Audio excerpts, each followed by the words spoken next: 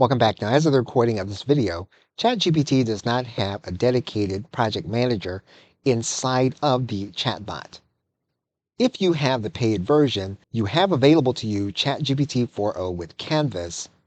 What this does is it gives you the opportunity to work with your documents inside of ChatGPT and to track all of your changes. For example, if we were to click on this document that has been edited with ChatGPT, you will notice all of the changes that have been made with this document here on the left side panel, and then the work that you're doing here in the center panel. You'll also see tools available to you here on the right side panel. For example, if we were to go to the reading level tab and we were to make the reading level either middle school, or if we were to raise the reading level, we could do it. We can click on this arrow. What will happen is ChatGPT will then adjust your content. And what you'll see is that here on the left side menu, ChatGPT is tracking this change for you.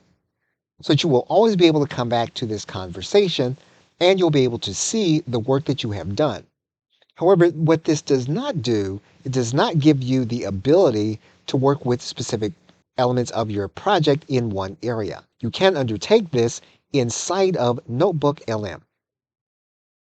Okay, so with that, thanks, and I will see you in another video.